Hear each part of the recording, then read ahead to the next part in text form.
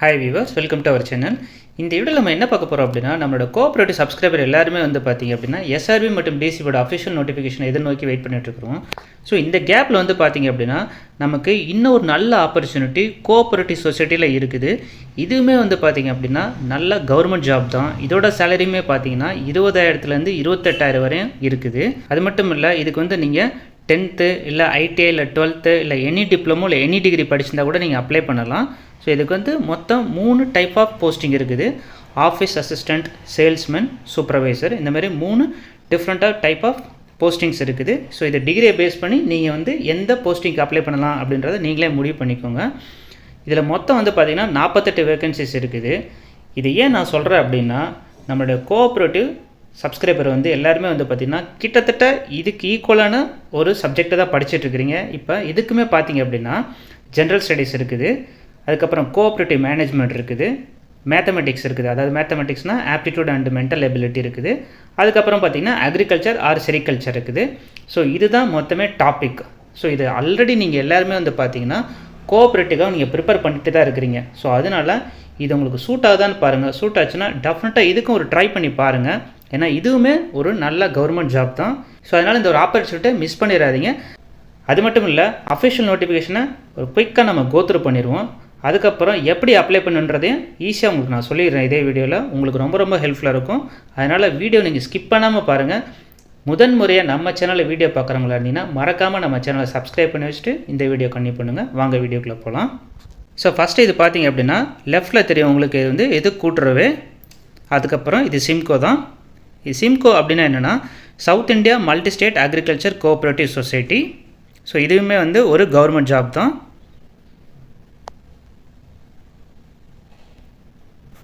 So மொத்தம் vacancies பார்த்திங்கன்னா 48. இதில் வந்து பார்த்திங்கன்னா ஜென்ரல் ஆர் யூஆர் வந்து 23, OBC 12, SC 6, ST 3, EWS அதாவது எக்கனாமிக்கலி வீக்கர் செக்ஷன் வந்து 4 இருக்குது. ஸோ இதுக்கு ஏஜ் வந்து பார்த்திங்க அப்படின்னா ஜென்ரல் ஆர் யூஆர் ஆர் EWSக்கு வந்து பார்த்திங்கன்னா 21லேருந்து 30 வயசு வரை இருக்கலாம். SC STக்கு வந்து பார்த்திங்கன்னா 21லேருந்து 35 வரை இருக்குது. அடுத்து OBCக்கு வந்து பார்த்திங்கன்னா 21லேருந்து 33 வரை இருக்குது. ஸோ இதில் வந்து பார்த்திங்கன்னா குறிப்பு, மத்திய அரசு அறிக்கையின் அடிப்படையில் உச்ச வயது வரம்பு தளர்வு வழங்கப்பட்டுள்ளது. அதுக்கப்புறம் இதுதான் நான் சொன்ன சேலரி. இதில் வந்து பார்த்திங்கன்னா மொத்தம் 3 போஸ்டிங் இருக்குது. Office assistant first, second salesman, 3வது வந்து சூப்பர்வைசர். ஸோ இதுக்கு சம்பளம் வந்து பார்த்திங்கன்னா 5லேருந்து ஸ்டார்ட் ஆகி 20 வரை இருக்குது. அடுத்து 6000லேருந்து ஸ்டார்ட் ஆகி 26000 வரையும். அடுத்து சூப்பர்வைசர் வந்து பார்த்திங்க அப்படின்னா 6000லேருந்து ஸ்டார்ட் ஆகி 28000 வரை இருக்குது. ஸோ இங்கே குறிப்பு ஒன்று போட்டிருக்காங்க பாருங்கள், அதாவது பயிற்சி காலத்திற்கு 1 வருடம், அதாவது இது என்ன சொல்ல வராங்கன்னா ப்ரொபேஷன் பீரியடு 1 இயர் இருக்கும் அப்படின்ற மாதிரி சொல்ல வராங்க. அடுத்து நான் சொன்ன கல்வி தகுதி இதுதான். ஸோ ஃபஸ்ட்டு வந்து பாருங்கள், ஆஃபீஸ் அசிஸ்டண்ட்டுக்கு வந்து நீங்கள் 10 முடிச்சிருக்கலாம், இல்லை 12 முடிச்சிருக்கலாம், இல்லை ITI முடிச்சிருக்கலாம். ஸோ நீங்கள் 10 முடிச்சிருந்தாலும் உங்களால் இது அப்ளை பண்ண முடியும். ஆனால் நீங்கள் வந்து ஃபஸ்ட்டு போஸ்டிங்க்கு வரணும், அதாவது அலுவலக உதவியாளர், அதாவது ஆஃபீஸ் அசிஸ்டண்ட்டுக்கு நீங்கள் அப்ளை பண்ணலாம். செகண்ட் வந்து சேல்ஸ்மேன். அடுத்து வந்து பார்த்திங்கன்னா இதுக்கு வந்து பார்த்திங்கன்னா 12 முடிச்சிருக்கணும், இல்லை ITI முடிச்சிருக்கணும், இல்லை ஏதேனும் டிப்ளமோ முடிச்சிருக்கணும். 3வது வந்து பார்த்திங்கன்னா மேற்பார்வையாளர், ஏதேனும் பட்டம் படிச்சிருக்கணும். ஸோ எனி டிகிரி முடித்தவங்க இந்த சூப்பர்வைசர் வந்து போஸ்டிங்க்கு நீங்கள் அப்ளை பண்ணலாம். ஸோ உங்களுக்கு சேலரி ஆல்ரெடி மேலே சொல்லியிருந்தால 28 வரையும் கொடுக்கலாம். அடுத்து தேர்வு நடைமுறை பயிற்சி வந்து பார்த்திங்கன்னா எழுத்து தேர்வு, சான்றிதழ் சரிபார்ப்பு, நேர்காணல். இதுவும் வந்து பார்த்திங்கன்னா கிட்டத்தட்ட கோஆப்ரேட்டிவ் அதே ப்ராசஸ் தான். ஸோ இதுதான் நான் சொன்ன தேர்வு முறை. இது பாருங்கள், நீங்களே பாருங்கள். அதாவது ஜென்ரல் ஸ்டடீஸு ஸோ 30 மதிப்பெண், கணிதம், புத்தி கூர்மை மற்றும் திறனறி தேர்வு. ஸோ இதுதான் வந்து இந்த மென்டல் எபிலிட்டின்னு சொல்கிறது, இதுக்கு 25. அடுத்து வேளாண்மை ஆர் பட்டு வளர்ப்பு, அதாவது அக்ரிகல்ச்சர் ஆர் செரிகல்ச்சர் 25. அடுத்து வந்து பார்த்திங்கன்னா கூட்டுறவு மேலாண்மை, இது வந்து கோஆப்ரேட்டிவ் மேனேஜ்மெண்ட். ஸோ இது நீங்கள் கிட்டத்தட்ட எல்லாமே படிச்சுக்கிட்டு தான் இருக்கிறீங்க. அதனால் டெஃபினட்டாக ஒரு அட்டெம்ப்ட் கொடுங்க. இதுக்கு உங்களுக்கு ஸ்டடி மெட்டீரியல் வேணும்னு நீங்கள் விருப்பப்பட்டீங்கன்னா கீழே டிஸ்பிளே ஆகிருக்க வாட்ஸ்அப் நம்பருக்கு நீங்கள் காண்டாக்ட் பண்ணுங்கள். உங்களுக்கு நல்ல தரமான ஸ்டடி மெட்டீரியல்ஸ் கிடைக்கும். ஸோ நீங்கள் வாட்ஸ்அப் பண்ணுறப்ப வந்துட்டு நீங்கள் வந்து எந்த இதுக்காக கேட்குறீங்க, இப்போ கோஆப்ரேட்டிவ்னு சொல்லுங்கள், சிம்கோன்னு சொல்லுங்கள், டிஎன்பிசின்னு சொல்லுங்கள். ஸோ இந்த மாதிரி கொஞ்சம் கிளாஸிஃபை பண்ணி கேளுங்க. உங்கள்கிட்ட கம்யூனிகேட் பண்ணுறது எங்களுக்கு ரொம்ப சிம்பிளாக இருக்கும். அடுத்து வந்து பார்த்திங்கன்னா நம்ம எப்படி விண்ணப்பிக்கணும் அப்படின்றத குயிக்காக பார்த்துருவோம்.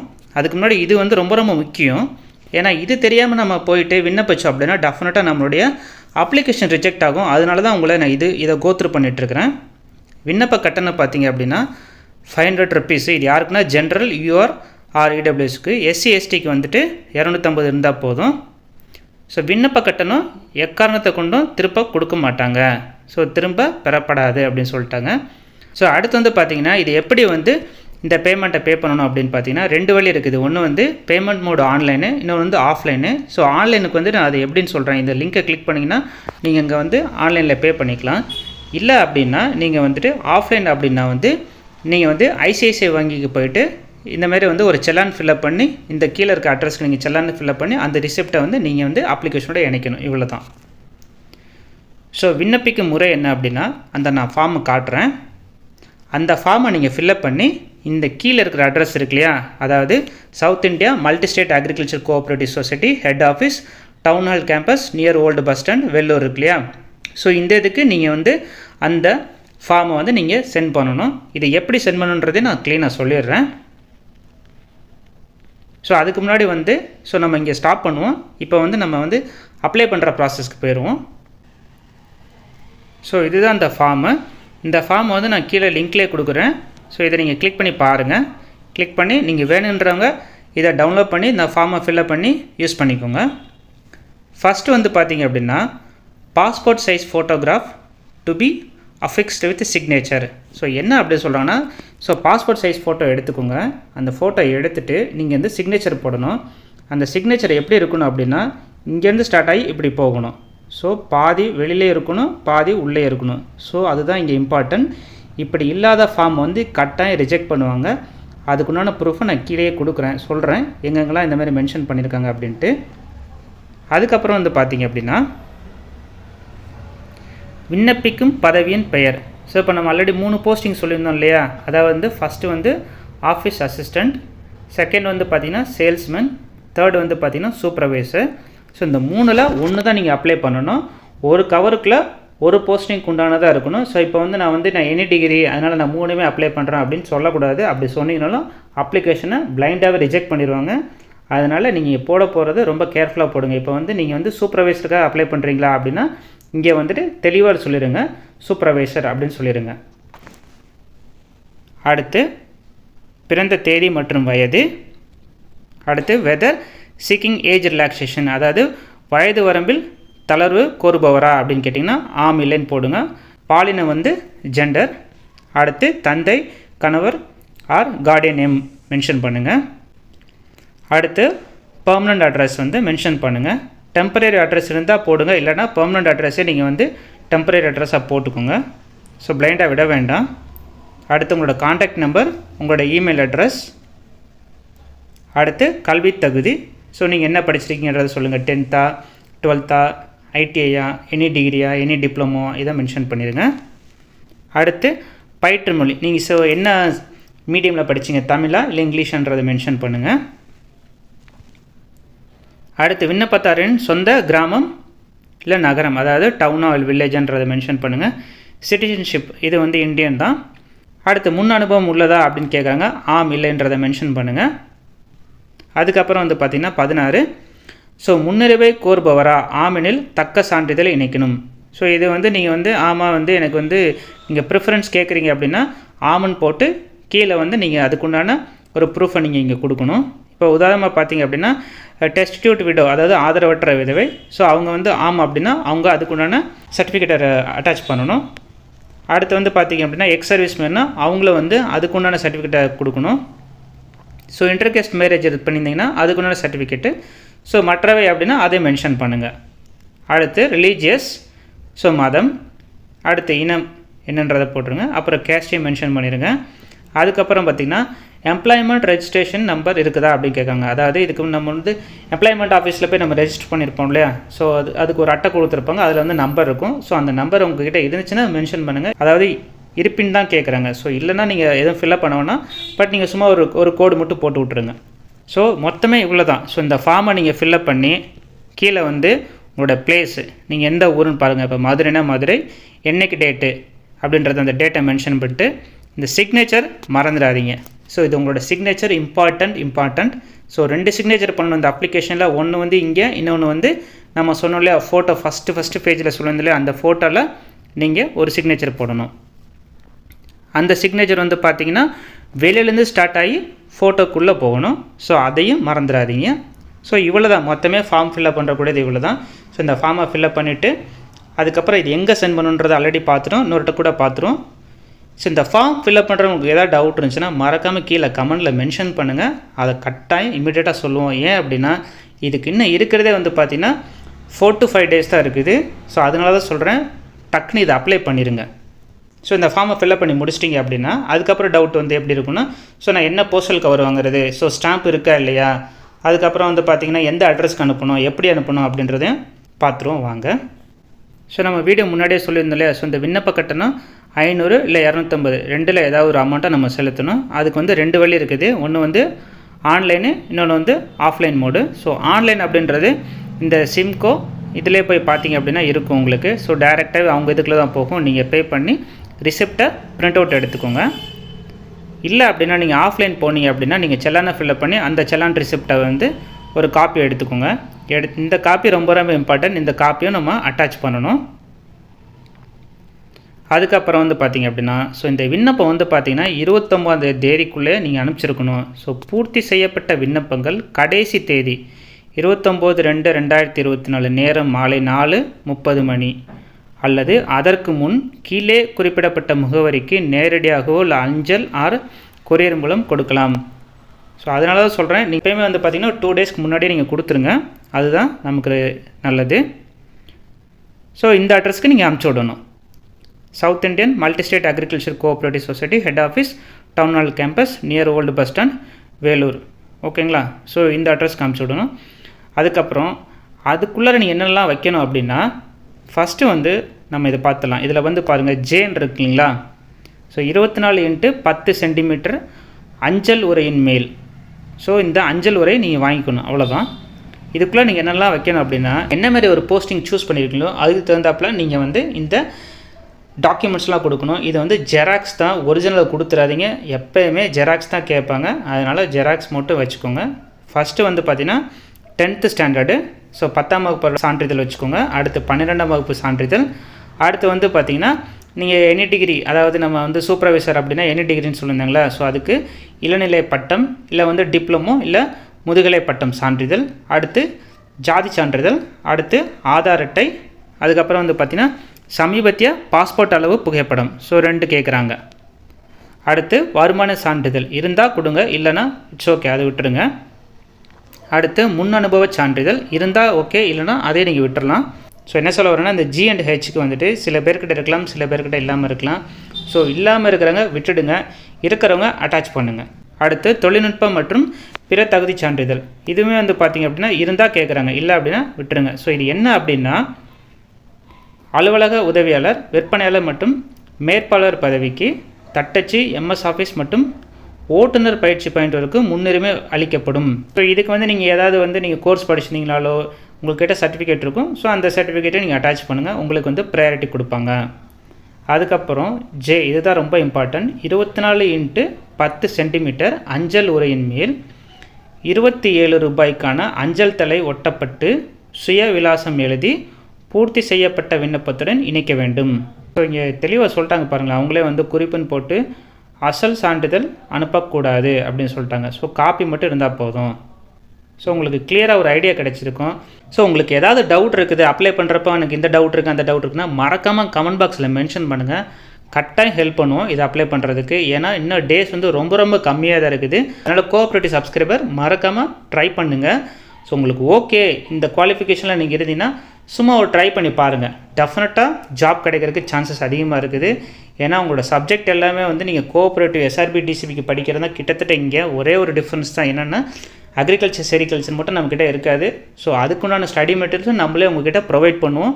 ஸோ நீங்கள் டோன்ட் வரி, நீங்கள் டெஃபினட்டாக ட்ரை பண்ணுங்கள்.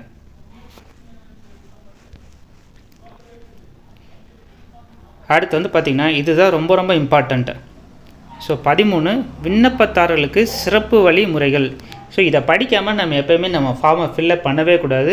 ஸோ இப்போ இதுக்குண்டான எல்லாத்தையுமே வந்து நான் வந்து இந்த டிஸ்கிரிப்ஷனில் கொடுத்துட்றேன். ஸோ நீங்கள் வெப்சைட் என்ன, ஸோ இந்த எந்த வெப்சைட்லேருந்து நீங்கள் ஃபார்மை டவுன்லோட் பண்ணலாம், ஸோ இந்த அஃபிஷியல் நோட்டிஃபிகேஷனுக்குண்டான தமிழ் அண்ட் இங்கிலீஷ் எல்லாத்தையுமே வந்து நான் கீழே டிஸ்கிரிப்ஷனில் கொடுத்துட்றேன். உங்களுக்கு ரொம்ப ரொம்ப ஹெல்ப்ஃபுல்லாக இருக்கும். கட்டாயம் படிச்சுட்டு உங்களுக்கு ஓகேனா டெஃபினட்டாக இதை அப்ளை பண்ணி பாருங்கள். ஏன்னா 28,000 வரையும் சம்பளம் இருக்குது, மிஸ் பண்ணாதீங்க. இதுவும் ஒரு கோஆப்ரேட்டிவ் கவர்மெண்ட் ஜாப் தான். ஸோ ஃபஸ்ட்டு வந்து பார்த்திங்கன்னா விண்ணப்பம் www.simcoagri.com என்ற இணையதளத்தில் மற்றும் சிம்கோ தலைமை அலுவலகத்தில் மட்டுமே கிடைக்கும். ஸோ நம்ம தலைமை அலுவலகத்துக்கு போக வேண்டாம், நம்ம வந்து ஆன்லைன்லேயே நம்ம இதை எடுத்துக்கலாம். அடுத்து முழுமையாக நிரப்பப்படாத விண்ணப்பங்கள் எந்தவித அறிவிப்புமின்றி நிராகரிக்கப்படும். ஸோ நீங்கள் ஃபார்மை கம்ப்ளீட்டாக ஃபில்அப் பண்ணலை, அங்கங்கே கேப் விட்டுருந்தீங்க, அவங்க எதிர்பார்க்குற இம்பார்ட்டான டீட்டெயில் நீங்கள் ஃபில்அப் பண்ணலைன்னா கம்ப்ளீட்டாக ரிஜெக்ட் பண்ணி விட்ருவாங்க. அடுத்து இதுதான் நான் சொன்ன பாயிண்ட்டு. ஒரு விண்ணப்பதாரர் ஒரு பணிக்காக மட்டுமே விண்ணப்பிக்க வேண்டும், இல்லையெனில் அந்த விண்ணப்பம் நிராகரிக்கப்படும். கட்டணம் செலுத்திய ரசீது இல்லாத விண்ணப்பம் உடனடியாக நிராகரிக்கப்படும். ஸோ நீங்கள் நான் சொன்ன இல்லையா, ஆன்லைன் பேமெண்ட்டோ இல்லை வந்து நீங்கள் செலனப்பில் ஃபில்அப் பண்ணிட்டீங்கன்னா அதை வந்து உள்ளே வந்து ஒரு ஜெராக்ஸ் எடுத்து அனுப்பிச்சி வச்சுருங்க. அடுத்து விண்ணப்பதாரர் விண்ணப்பத்தை அனுப்பும் கடைசி தேதியில் அல்லது அதற்கு முன்னர் வழங்கப்பட்ட கல்விச் சான்றிதழை வைத்திருக்க வேண்டும். ஸோ விண்ணப்பத்துடன் 24x10 சென்டிமீட்டர் அஞ்சல் உரையின் மேல் ரூபாய் 27க்கான அஞ்சல் தலை ஒட்டப்பட்டு சுய விலாசம் எழுதி இணைக்கப்படாத விண்ணப்பம் நிராகரிக்கப்படும். ஸோ இதை நம்ம ஆல்ரெடி மேலேயே நல்லாவே டிஸ்கஸ் பண்ணிட்டோம். அடுத்து இணைக்கப்பட்ட ஆவணங்கள் போலி என கண்டறியப்பட்டால் அத்தகைய விண்ணப்பதாரர்களின் விண்ணப்பங்கள் கூட்டுறவு சங்கங்களின் விதிப்படி ரத்து செய்யப்படும். அடுத்து ஆட்சேர்ப்பை ரத்து செய்வதற்கான உரிமை கூட்டுறவு சங்கத்திற்கு உண்டு. மேலும் கட்டணம் அல்லது வேறு எந்த இழப்பீடும் விண்ணப்பதாரர்களுக்கு திருப்பி தர மாட்டாது. இந்த அலுவலகத்தில் பூர்த்தி செய்யப்பட்ட விண்ணப்பங்களை பெறப்பட்ட தேதி விண்ணப்பதாரர் சமர்ப்பித்த விண்ணப்ப தேதியாக கணக்கிடப்படும். கடைசி தேதிக்கு பிறகு பெறப்பட்ட விண்ணப்பங்கள் தாமதத்திற்கான காரணம் எதுவாக இருந்தாலும் உடனடியாக நிராகரிக்கப்படும். ஸோ முடிஞ்சளவு 2 to 3 டேஸ்க்கு முன்னாடி அனுப்பிச்சி விட்ருங்க. கையொப்பமிடாத விண்ணப்பங்கள் உடனடியாக நிராகரிக்கப்படும். ஸோ நம்ம ஆல்ரெடி சொல்லியிருந்தோம் இல்லையா, அப்ளிகேஷன் ஃபார்மில் 2 இடத்துல சைன் பண்ணணும். ஸோ அதை மிஸ் பண்ணிடக்கூடாது. அடுத்து தகுதி வாய்ந்த அதிகாரியிடமிருந்து வழங்கப்பட்ட பரிந்துரைக்கப்பட்ட படிவத்தில் SC, ST, OBC, EWSக்கான சமூக சான்றிதழ் சமர்ப்பிக்கப்பட வேண்டும். வேறு எந்த படிவத்திலும் சமர்ப்பிக்கப்பட்ட சான்றிதழ் ஏற்றுக்கொள்ளப்பட மாட்டாது. EWS அதாவது எக்கனாமிக்கலி வீக்கர் செக்ஷன் விண்ணப்பதாரர்கள் என்றால் EWS சான்றிதழ் இல்லாமல் பெறப்பட்ட விண்ணப்பம் உடனடியாக நிராகரிக்கப்படும். ஸோ நமக்கு EWSன்னு டிக் பண்ணிவிட்டு ஸோ அதுக்குண்டான சான்றிதழ் நம்ம அட்டாச் பண்ணாமல் இருந்தால் அதை ரிஜெக்ட் பண்ணி விட்ருவாங்க. தேர்ந்தெடுக்கப்பட்ட விண்ணப்பதாரர்கள் குறிப்பிடப்பட்ட கிளைகளில் எங்கு வேண்டுமானாலும் பணியில் அமர்த்தப்படுவார்கள். மின்னஞ்சல், தொலைபேசி போன்றவற்றில் எந்த விதமான தகவல் பரிமாற்றமும் செய்யப்பட மாட்டாது. இதுதான் வந்து நான் சொன்ன ரொம்ப ரொம்ப இம்பார்ட்டண்டான ஒரு பாயிண்ட்டு. விண்ணப்பத்தில் பரிந்துரைக்கப்பட்ட இடத்தில் சமீபத்திய கையொப்பமிடப்பட்ட அதாவது செல்ஃப் அட்டஸ்டட் பாஸ்போர்ட் அளவு புகைப்படத்தை ஒட்டவும் மற்றும் கையொப்பத்தின் பாதி விண்ணப்ப படிவத்திலும் மீதி ஒட்டப்பட்ட புகைப்படத்திலும் இருக்க வேண்டும். புகைப்படத்தில் கையொப்பமின்றி அனுப்பப்படும் விண்ணப்பங்கள் நிராகரிக்கப்படும். ஸோ இங்கே ரொம்ப ரொம்ப இம்பார்ட்டண்டான பாயிண்ட்டை கடைசியில் கொண்டு வந்து போட்டிருக்கிறாங்க. ஸோ அதுதான் சொல்கிறேன், இது ரொம்ப ரொம்ப இம்பார்ட்டண்ட், இதை மிஸ் பண்ணிடாதீங்க. இங்கே ரொம்ப தெளிவாக சொல்கிறாங்க பாருங்கள். அதாவது வந்து பாதி விண்ணப்ப படிவத்துலேயும் மீதி வந்து ஒட்டப்பட்ட புகைப்படத்துலையும் இருக்கணும் அப்படின்னு சொல்கிறாங்க. அது ரொம்ப கடைசி பாயிண்ட்டாக போட்டிருக்கிறாங்க. ஸோ இதுவும் ரொம்ப இம்பார்ட்டண்ட், அதனால் மிஸ் பண்ணிடாதீங்க. அதுதான் வந்து நாங்கள் ஃபார்ம் ஃபில்அப் பண்ணுறப்ப சொன்னேன், பாதி வெளியில் பாதி உள்ளே இருக்கணும், ஃபோட்டோக்குள்ளே இருக்கணும் அப்படி சொல்லிட்டு. ஸோ இதுதான் வந்து கம்ப்ளீட்டாக இந்த நோட்டிஃபிகேஷனை பற்றின டீட்டெயில். இந்த அப்ளிகேஷன் ஃபார்ம் ஃபில்அப் பண்ணுறது ஆக்சுவலாக பார்த்தீங்கன்னா 5 minutes தான் ஆகும். ஸோ மிஸ் பண்ணாதீங்க.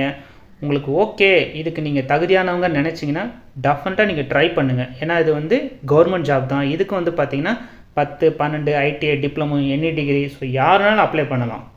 ஸோ இந்த ஃபார்மை ஃபில்அப் பண்ணுறப்போ இல்லை இந்த அஃபிஷியல் நோட்டிஃபிகேஷன் உங்களுக்கு ஏதாவது டவுட் இருந்தால் மறக்காமல் கீழே கமெண்ட்டில் போடுங்க. அது மட்டும் இல்லை, உங்களுக்கு இது ரிலேட்டடாக ஏதாவது ஸ்டடி மெட்டீரியல்ஸ் வேணும் அப்படின்னா கீழே இருக்கிற வாட்ஸ்அப் நம்பரை மறக்காமல் காண்டாக்ட் பண்ணுங்கள், வாட்ஸ்அப் பண்ணுங்கள். உங்களுக்கு நல்ல மெட்டீரியல்ஸ் கட்டாயம் கிடைக்கும். இது உங்களுக்கு ரொம்ப ரொம்ப ஹெல்ப்ஃபுல்லாக இருக்கும் இந்த எக்ஸாமை கிளியர் பண்ணுறதுக்கு. மீண்டும் மற்றொரு காணொளியில் சந்திப்போம். தேங்க்யூ.